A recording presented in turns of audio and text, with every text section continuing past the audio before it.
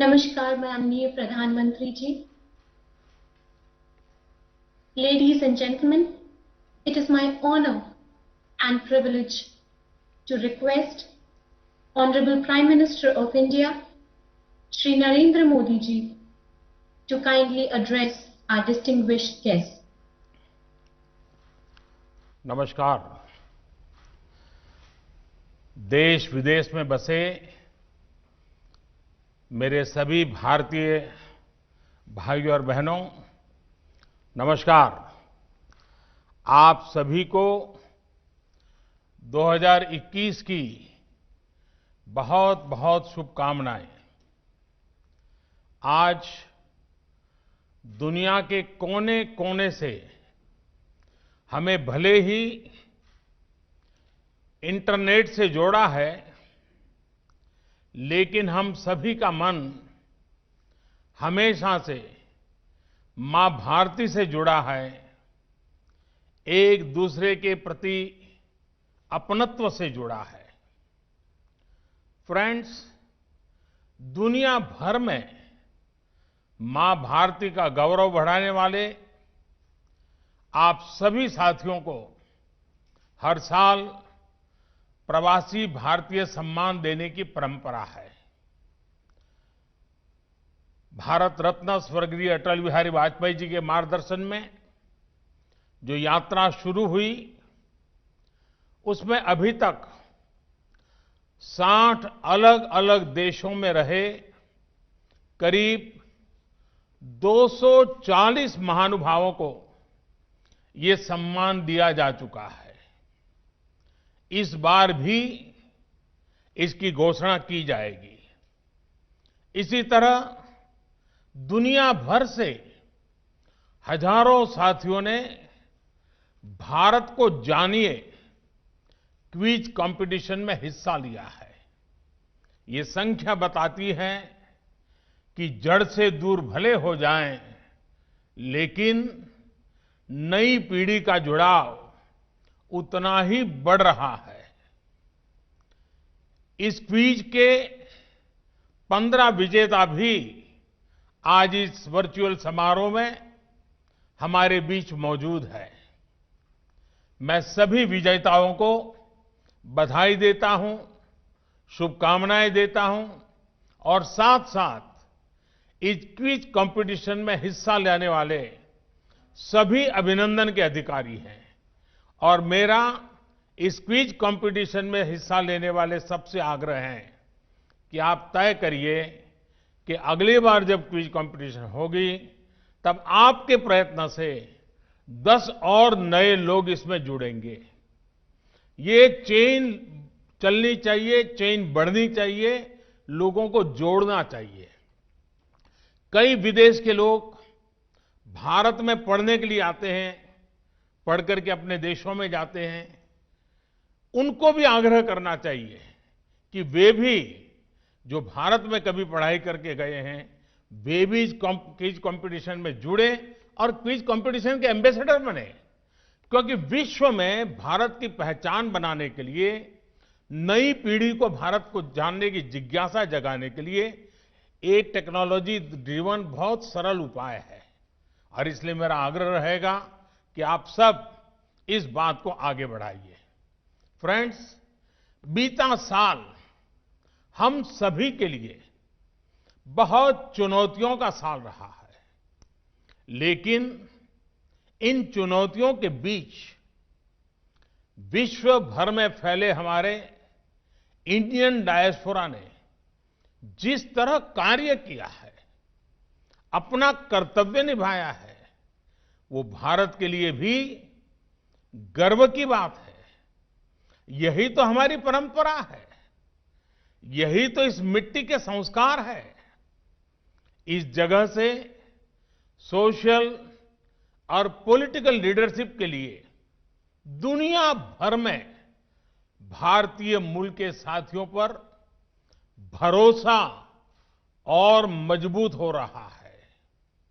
हमारे आज के इस आयोजन के मुख्य अतिथि सूरीनाम के नए राष्ट्रपति श्रीमान चंद्रिका प्रसाद संतोखी जी, वे स्वयं भी इस सेवा भाव का एक शानदार उदाहरण है।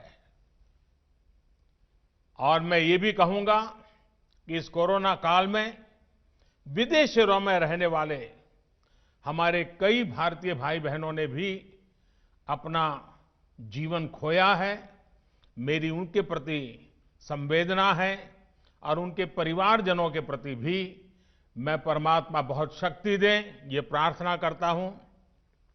आज सूरीनाम के राष्ट्रपति जी ने उनके गर्मजोशी भरे शब्द और भारत के प्रति उनके स्नेह का भाव हम सबके हृदय को छू गया।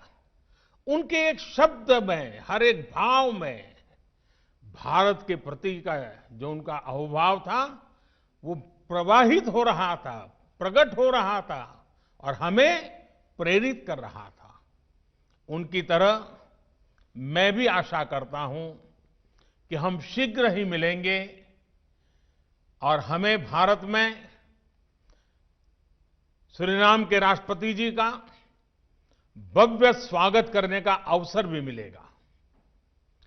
बीते वर्ष में प्रवासी भारतीयों ने हर क्षेत्र में अपनी पहचान को और मजबूत किया है।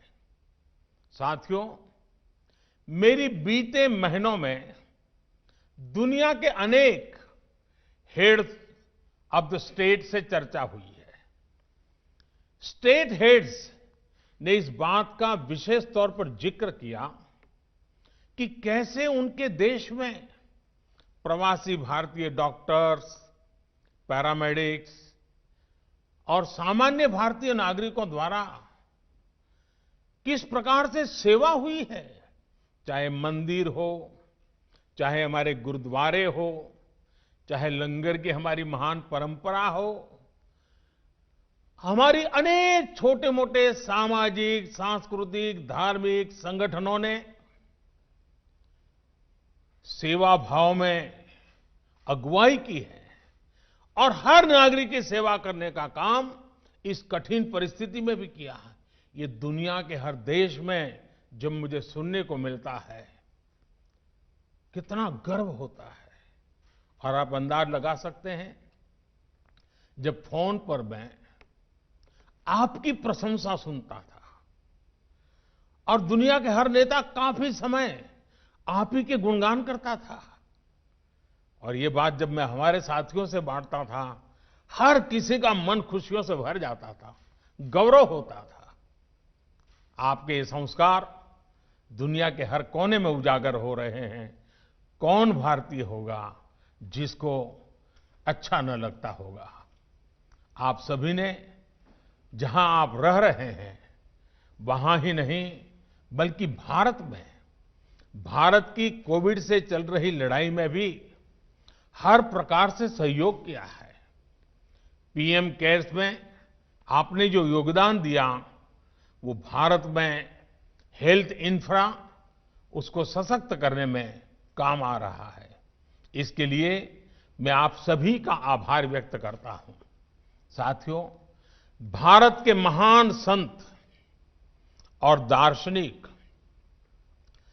संत तिरुवल्लुवर ने दुनिया के सबसे प्राचीनतम भाषा, और ये हम गर्व से कहना चाहिए, दुनिया की सबसे प्राचीनतम भाषा तमिल, उस तमिल भाषा में संत तिरुवल्लुवर जी ने कहा है, केयडरियाक केट्ट इड्डुतम वंड्रगुंडा नांडेन्प नाटिन तलई।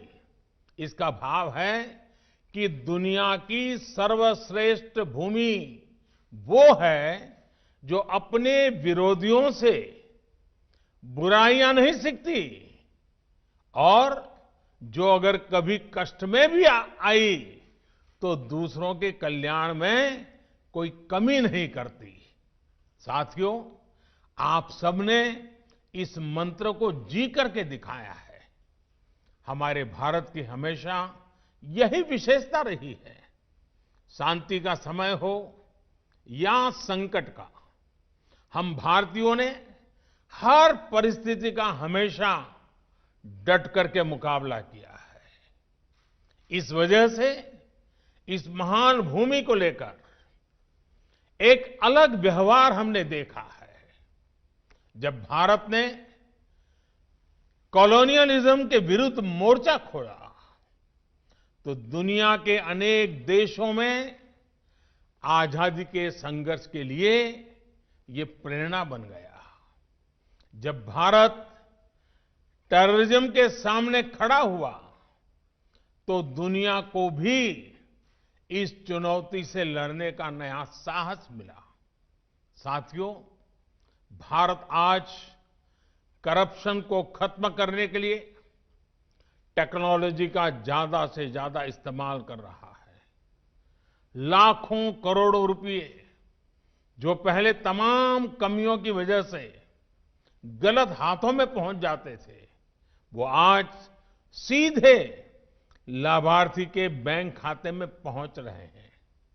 आपने देखा होगा, भारत ने जो नई व्यवस्थाएं विकसित की हैं, उनकी कोरोना के इस समय में वैश्विक संस्थाओं ने भी भूरी भूरी प्रशंसा की है।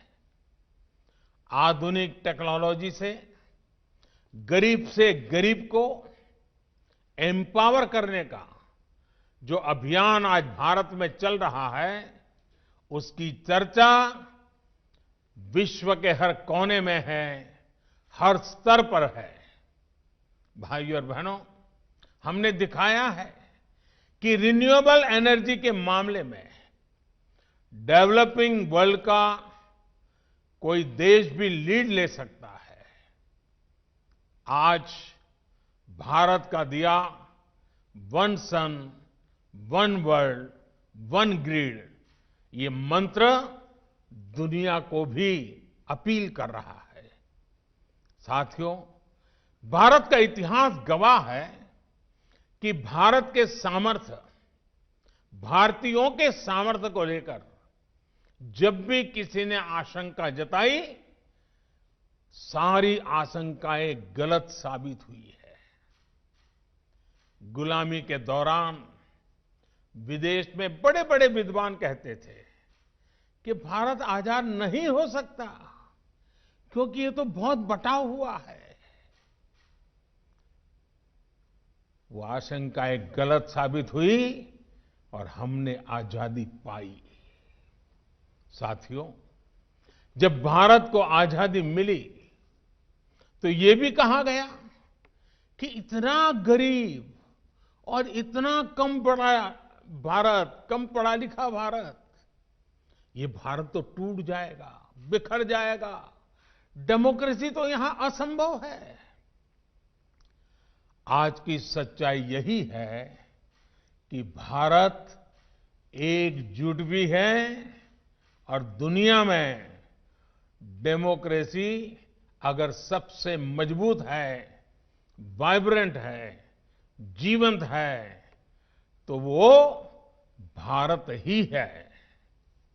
भाइयों और बहनों, आजादी के बाद ही दशकों तक ये नैरेटिव भी चला कि भारत गरीब, अशिक्षित है, इसलिए साइंस और टेक्नोलॉजी में इन्वेस्टमेंट की संभावनाएं कम आंकी गई। आज भारत का स्पेस प्रोग्राम, हमारा टेक स्टार्टअप इकोसिस्टम दुनिया में अग्रणी है।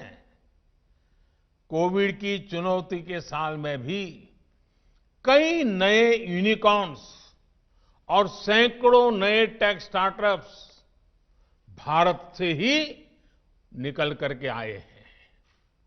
फ्रेंड्स, पैंडेमिक के इस दौर में भारत ने फिर दिखा दिया कि हमारा सामर्थ्य क्या है, हमारी क्षमता क्या है। इतना बड़ा देश, डेमोक्रेटिक देश, जिस एकजुटता के साथ खड़ा हुआ, उसकी मिसाल दुनिया में नहीं है। पीपीई किट्स हो, मास्क हो, वेंटिलेटर्स हो, टेस्टिंग किट्स हो, ये सब भारत बाहर से ही मंगाता था। आज इस कोरोना कालखंड में ही उसने अपनी ताकत बढ़ाई और आज भारत न सिर्फ इनमें सेल्फ रिलायंट बना है, बल्कि इनमें से कई प्रोडक्ट्स का एक्सपोर्ट भी करने लगा है। आज भारत दुनिया के सबसे कम फैटेलिटी रेट और सबसे तेज रिकवरी रेट उन देशों में भारत एक है। आज भारत एक नहीं बल्कि 2 made in India corona vaccine के साथ मानवता की सुरक्षा के लिए तैयार है। दुनिया की फार्मेसी होने के नाते दुनिया के हर जरूरतमंद तक जरूरी दवाएं पहुंचाने का काम भारत ने पहले भी किया है और आज भी कर रहा है। दुनिया आज सिर्फ भारत की वैक्सीन का इंतजार ही नहीं कर रही, बल्कि दुनिया का सबसे बड़ा वैक्सीनेशन प्रोग्राम भारत कैसे चलाता है, इस पर भी नजरें हैं। साथियों, इस वैश्विक महामारी के दौरान भारत ने जो सीखा है, वही अब आत्मनिर्भर भारत अभियान की प्रेरणा बन गया है। हमारे यहां कहा गया है,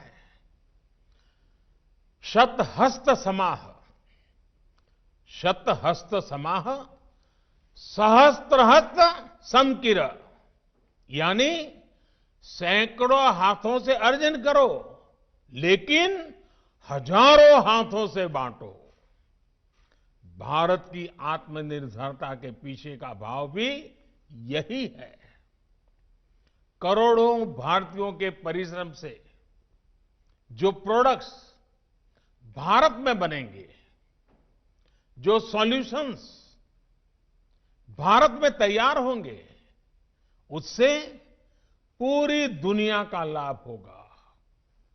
दुनिया इस बात को कभी नहीं भूल सकती है कि जब Y2 के समय भारत की भूमिका क्या रही, भारत ने किस प्रकार से दुनिया को चिंता मुक्त किया था, इस मुश्किल में भी हमारी फार्मा इंडस्ट्री का रोल ये दिखाता है कि भारत जिस भी क्षेत्र में समर्थ होता है, उसका लाभ पूरी दुनिया तक पहुंचता है।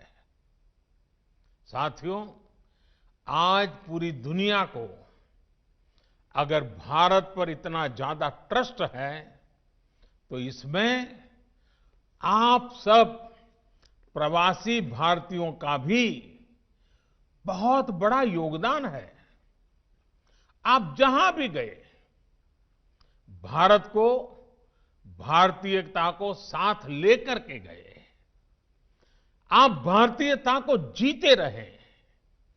आप भारतीयता से लोगों को जगाते भी रहे हैं। और आप देखिए, फूड हो या फैशन हो, फैमिली वैल्यूज हो या बिजनेस वैल्यूज, आपने भारतीयता का प्रसार किया है। मेरा ये हमेशा से मानना रहा है कि भारत का कल्चर अगर दुनिया भर में लोकप्रिय हुआ है, तो मैगजीन्स, कुक बुक्स या मैनुअल से ज्यादा आप सभी के जीवन के कारण, आप सभी के आचरण के कारण, आप सभी के व्यवहार के कारण ये सब संभव हुआ है। भारत ने कभी भी कुछ भी दुनिया पर न थोपा है, न थोपने की कोशिश की है, न कभी थोपने का सोचा है। बल्कि दुनिया में आप सभी ने भारत के लिए एक जिज्ञासा पैदा की, एक इंटरेस्ट पैदा किया है। भले वो कौतुक से शुरू हुआ हो, लेकिन वो कन्विक्शन तक पहुंचा है। आज जब भारत आत्मनिर्भर बनने के लिए आगे बढ़ रहा है, तो यहां भी ब्रांड इंडिया की पहचान को मजबूत बनाने में आपका रोल अहम है। जब आप मेड इन इंडिया प्रोडक्ट्स का ज्यादा से ज्यादा यूज करेंगे, तो आपके इर्द गिर्द रहने वालों में भी इनको लेकर विश्वास बढ़ेगा। आपके कलीग्स को, आपके दोस्तों को जब आप made in India products use करते हुए देखेंगे, तो क्या आपको इस पर गर्व नहीं होगा? टी से लेकर टेक्सटाइल और थेरेपी तक, ये कुछ भी हो सकता है। मैं तो आनंद होता है जब आज खादी दुनिया में आकर्षण का केंद्र बन रही है। इससे आप भारत के एक्सपोर्ट का वॉल्यूम तो बढ़ाएंगे ही, साथ ही भारत की रिच डाइवर्सिटी को भी दुनिया तक पहुंचाएंगे। सबसे बड़ी बात, आत्मनिर्भर भारत अभियान के तहत आप दुनिया के गरीब से गरीब तक अफोर्डेबल और क्वालिटी सॉल्यूशन पहुंचाने का जरिया बनेंगे। फ्रेंड्स, भारत में इन्वेस्टमेंट हो या फिर बड़ी मात्रा में रेमिटेंसेस का कंट्रीब्यूशन, आपका योगदान अतुलनीय रहा है।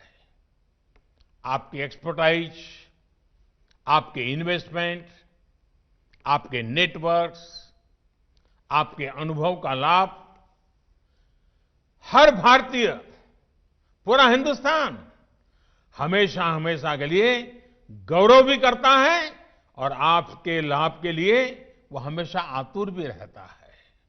इसके लिए हर जरूरी कदम उठाए भी जा रहे हैं, ताकि आपको भी अवसर मिले और यहां की अपेक्षाएं भी पूरी हो।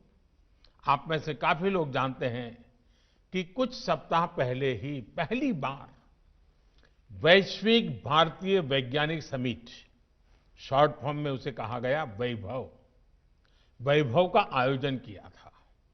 इस सम्मेलन में 70 देशों के 25,000 से ज्यादा साइंटिस्ट और एक्सपर्ट ने करीब 750 घंटों तक चर्चा की, और इससे 80 सब्जेक्ट्स पर करीब 100 रिपोर्ट्स निकली, जो कई क्षेत्रों में टेक्नोलॉजी और सिस्टम के विकास में काम आने वाली है। ये संवाद अब ऐसे ही जारी रहेगा। इसके अलावा बीते महीनों में भारत ने एजुकेशन से लेकर एंटरप्राइज तक सार्थक बदलाव के लिए स्ट्रक्चरल रिफॉर्म्स किए हैं। इसमें आपके इन्वेस्टमेंट के लिए अपॉर्चुनिटीज का विस्तार हुआ है।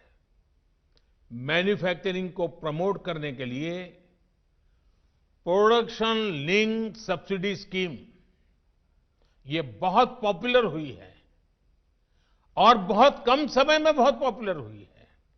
आप भी इसका भरपूर लाभ उठा सकते हैं। साथियों, भारत सरकार हर समय, हर पल आपके साथ, आपके लिए खड़ी है।